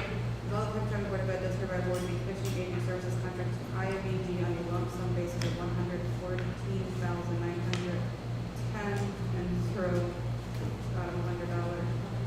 and $0. This fee includes pre-construction phase services for the project. This contract will include funding through the 2022 SIP program. And none of that makes sense. Please explain. This is part of our, thanks, sir. This is part of our construction program. This is another part of construction that we explained at the June 12th POW. So actually I have Ron here that step up. We're going to be able to explain much more detail than I am, but I'll put it in sort of layman's terms. So again, when you do construction projects, when the job is complete or as you're going through the process, we actually have worked with this before, and then what they do is when you're going through when you're looking at architect's plans, construction managers, everybody's supposed to go through and do a walkthrough of the plan. So you have a commissioning agent there also helping you, saying, you might be missing this, you might, here are things that should be included. And then when the job is complete, they come in and they basically certify that everything is operating as it should, operating per specs, and also so you can meet warranties. So why can't we have a surgery? That's not what they do. So you just said that they can look at everything and say, okay, it will be okay. They're looking at plans that the architect designed and the construction manager and constructors built and certifying that it's working to the plan. If I said that correctly. That is generally, yes. That's what they are. Layman's terms. Now you're going to. In layman's terms, yes, that's exactly what they do. They usually think about commissioning agent doing most of the work during the construction phase, but they are also, as Jim mentioned, part of the design phase. They come in, they will review the architect and the engineer's drawings, and they generate lists of questions and comments, things that may have better engineering implications, things that may have code implications, things that may have constructability implications. So they start to generate these things. So they're basically a critic of all this to make sure that it functions properly. The other thing that you have to keep in mind is that out on the job site, there are many different contractors putting together your HVAC system. There's many different components. There's the actual units, there's the piping, there's the refrigeration, there's the power, there's just a whole lot of different systems that come together and are supposed to talk. And one of the most important systems is the control system. That is a very specialized sort of system that is embedded into the HVAC system as a whole. All these things have to work together well. They have to work in concert. Any one of these things, if it doesn't work correctly, then it can have a ripple effect through. What the commissioning agent does is they go through and they verify, as Jim was saying, they verify that all these systems are working correctly and to spec. They also help to diagnose problems if there is something that is going wrong in the commissioning portion. They are also another layer of quality assurance because typically the architect and the engineer, they have, you will install it, you'll make sure that it's running. Well, the commissioning agent goes many steps beyond that. They go through, and for every single piece of equipment that is installed in the schools, they'll go through and they'll create checklists. They'll create, did you check the damper? Did you check this thermostat? Did you check this valve? They'll go through and they will check all the little bells and whistles to make sure everything is working correctly. Not that, yes, I have a unit ventilator, it's sitting in the room and it's caulked to the wall. Look, it's done. No, they don't do that shallow. They dive very deeply into it. Again, they are a subject matter expert. They are certified. This is not something that a regular mechanical engineer is qualified to do. It's not something that a general contractor or an architect is qualified to do. These are people who have specific training and schooling to become certified commissioning agents. It's a subject matter, and what it does, bottom line, is it ensures that the design that you paid for is working properly and you get the correct return on your investment. You're spending a lot of money on these things and hoping that you will save a lot of money in the end. These are the people who ensure that.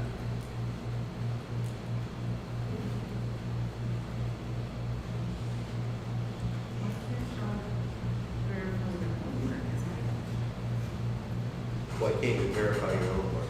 Why don't you have anything in your own work, I guess, if you're having someone else come in and check? So again, the architect is not subject matter expert on mechanical systems. The mechanical engineer, they're very good at designing things. Let's take, for example, a car. A car is a very complicated piece of equipment. It takes a lot of engineers, as it does with the building, to put together and design that car. Once it's done, they know how to design things. The construction or the commissioning agent knows how to build and make sure that it's working correctly. So when that car is done being built and it rolls off the line, you don't have the same engineer who designed it. You have somebody who's an expert at analyzing and testing these things. The testing engineers, how they'll take products off the line and they'll test the steel, they'll test the rubber construction, they'll test all these things on a car to make sure that it's up to specs and standards. Now, these are things that the regular mechanic or automotive engineer cannot do. They know how to design, they don't know how to test though.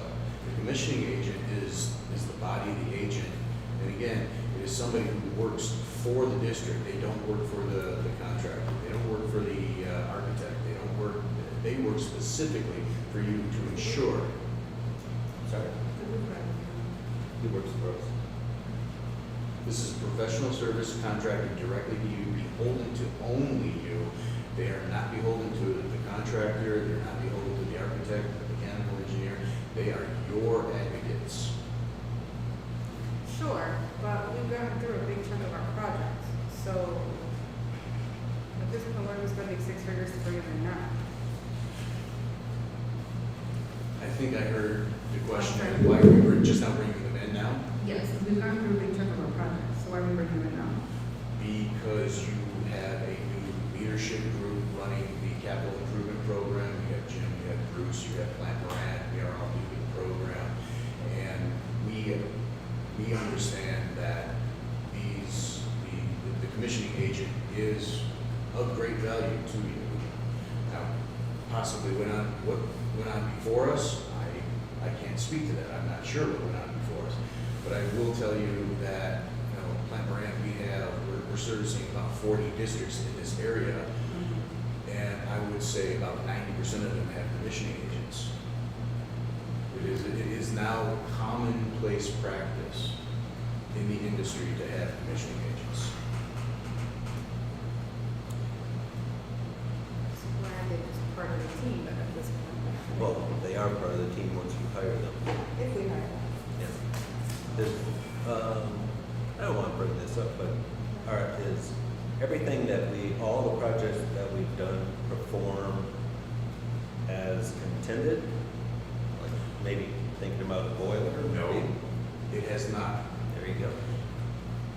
I didn't want to bring it up either. I didn't want to bring it up either, but- It's before my time, but Or mine too. what I do know is that you paid a great deal of money to have some boilers installed in one of your schools, and it was not functioning. Yes, it was installed. Yes, it fired up. Was it working properly? No, it was not, because of some issues that I'm not aware of because it's another project. But I know that had a commissioning agent been in there, they would have flagged it. They would have said, no, Mr. Contractor, you are not getting paid because this is not functioning properly. So, but again, we've already paid most of our contractors are gotten quite a bit of projects. But That's why I'm asking. that is a project that we paid for and we can't use it. Correct. So we paid for it and it's not operational. No, I don't think you understand what I'm saying. So, Well, if we just got a bunch of projects done, and the commissioning agent runs through all of them right now, we already paid the contractor, what consequence would they have around doing it correctly? they will hold them to the contract of completing it. How much do we have in commitments? 42 million? Or what was it? 41.8 right now. So they're, Yeah, if it's not done properly, they're gonna make them fix it, and it's going to be per contract. And then we have our advocate doing it. They're not gonna charge us a change order, because this person will say, specs say you did it this way, you did not do it, change it. We're trying to protect the district and get value for the money on the projects that we're implementing. Right, but you said implementing, we've already implemented a few projects, so what? But what we still have, No, I'm saying. how what- many millions left? But what would a commissioning agent do with projects that were already implemented, is my question. Well, you should have had one when they were being put in place. But you answered my question, they would be able to look at projects. Okay, so you wanna I'm say- getting clarity, I'm Okay. asking. If for projects already implemented, the commissioning agent would essentially not able to do anything, correct? No, they're not gonna go back and check something that's already in place, Right, because they had no part of it. but that's what I'm asking, I just wanted that clarity. And now, we're gonna hire them to do what, how many projects? How many millions? how many, you're asking how many projects are they working on? If you refer to the summary right there, we have the high school, we have Dickinson East, West, and Holbrook. I think those are the schools So that, that's 20, are you talking about the ones happening right now in 2024? but, correct, they will come in and if you approve this contract, they will be here this fall to take care of those schools right there So you- in 2024 and 25 and 26. That's what I'm saying, these are, no, they're not looking at, it. These are the, yeah. So that is correct.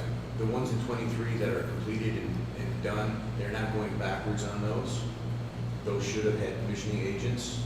Again, like we highlighted, the boiler that you haven't been able to use for a couple of years, that's That's hundreds of thousands of dollars right there that you're not taking advantage of, which is far less than their contract. But they will be, their scope of service will include everything that is in 2024 that we're wrapping up right now, and 25 and 26. Very good. Jim, is this recommended by you? Absolutely. Any discussion?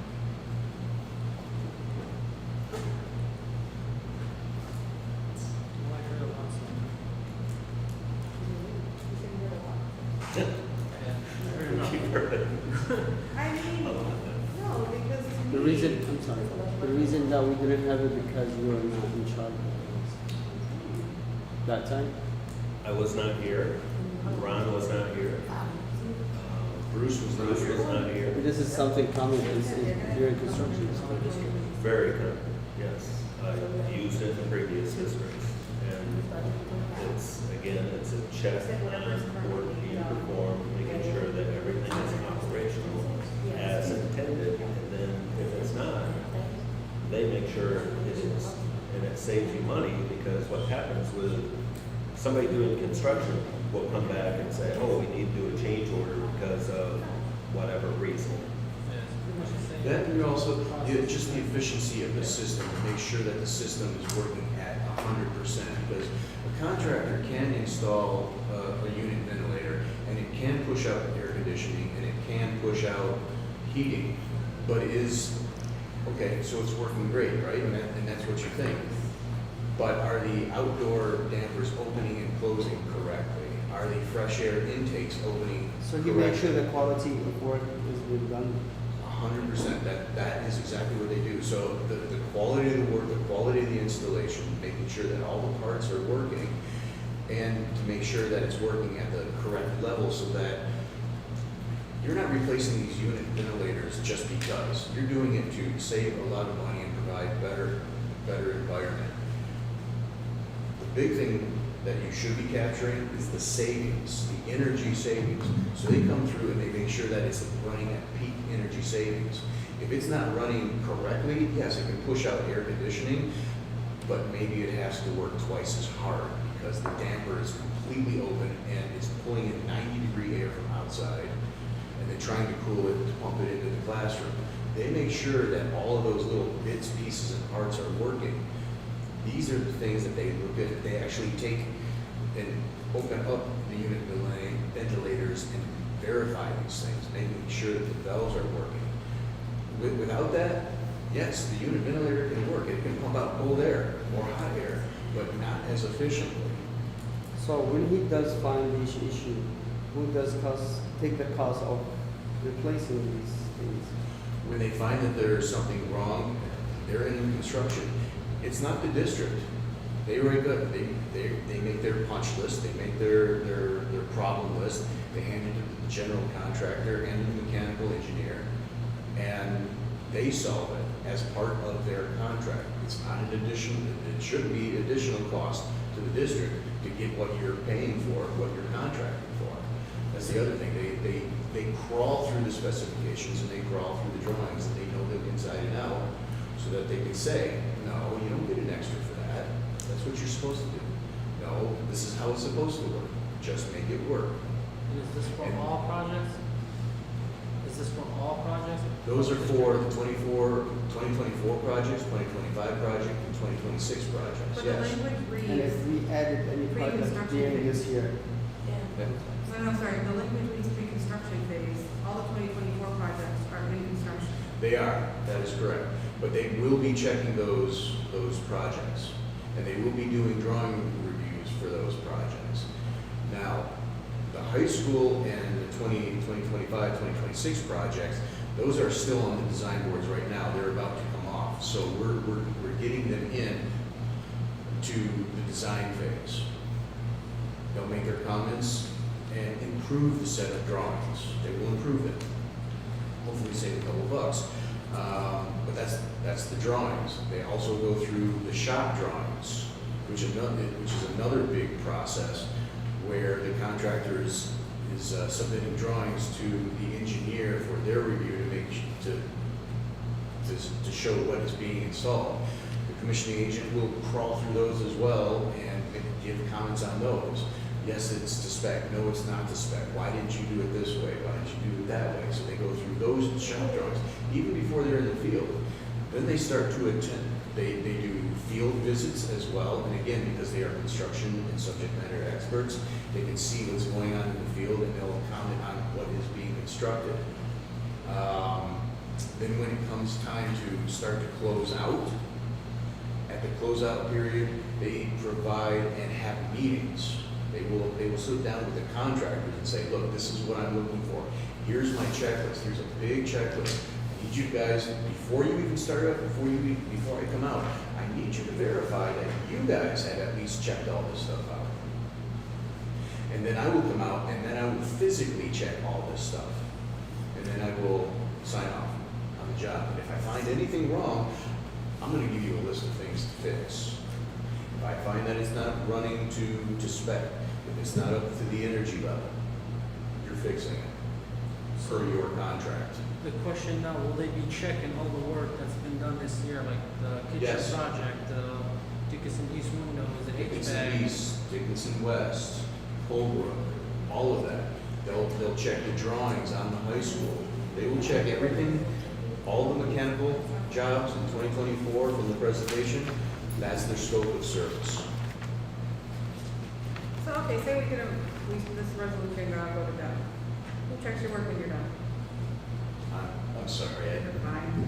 Say this resolution doesn't get voted in, and you don't get a commission meeting. Who checks your work when you're done? who checks their work? Yeah. Not the commission meeting. So you have construction projects, you don't have a commission agent. Who would check the work of the construction project if there's no commission agent? Oh, who would do that? Well, the mechanical engineer would go through and all that they're required to do is to take a look at it visually. They don't inspect it, they don't pop the covers off, they don't test it, they don't do any of that. All they're required to do by contract, since the inception of contracts, is to look at it and say, yep, I see a unit ventilator, yep, it's blowing cold air, good enough. And then they move on to the next one. The commissioning agent doesn't go to that level. They actually start to get into the units, and like I said, they will test these things, they will test the components of it. Would it be the same process as boilers from before, without a commissioning agent? I mean, I'm If just the saying. boiler- They They would would've have found- not signed off on the boilers. If the boilers were not firing, if they were not delivering hot water to particular classrooms, they wouldn't have signed off on it. Between this and the roofing guy, we're going to spend $164,000 to have somebody check it out stuff. I don't say it was more than $164K. I really apologize. I'm having a hard time hearing. If we're gonna spend $164,000 between the roofing and the commissioning, will we see a return or a savings? In my opinion, absolutely. That's the only reason why I can recommend that. Well, I didn't recommend the roofing person, that's a facility endeavor. But on my projects, I absolutely bring in a roofing subject matter because I gave you the example of the district wanted just to replace everything up on the roof. They wanted to spend hundreds of thousands, like $600,000. We solved the problem for $27,000. Done. There was another portion of roof. It's the same thing. We saved the district a couple $1 million in that example. So I do like my roofing consultants because they, unlike an architect is not licensed, nor are they insured to go out and take core samples, to evaluate the core samples, to do thermal scanning. They're not licensed or insured, nor are they educated to do that. So when I bring my roofing consultant in, he's the guy that I trust more than my architect. Actually, the roofing consultant helps drive what the architect does.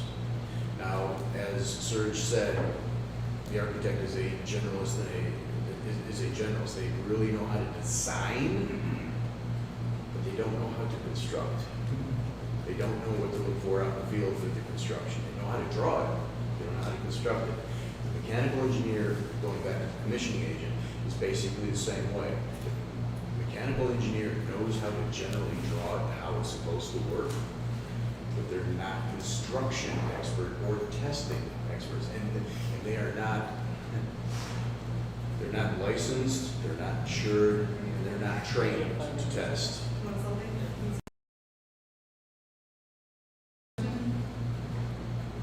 How do you vote, Wade? Aye. Okay. Aye. Paul? Aye. I actually, resolution passes, resolution number 19, for consent, do I have a motion? Thank you. Thank you very much for your time. Motion. It was good to be in front of the board. Thank you. So who motion? Motion. No, just one. Do I have a motion? Motion. I heard Obey, seconded by Hall, with all the board of Ed does hereby approve the following items under consent. Some minutes and some employments. All in favor? Aye. Any opposed? Motion carried. I'd like to see our proof of employment resignation. Are we sure, sorry? I said in the consent agenda, finally we see approval of employment Oh, okay. All right, board calendar update. So we're gonna table the discussion of the budget and calendar. Our next meeting is September 4th and 6th. Our October meeting is October 2nd and 6th. Do we have anyone not be able to show?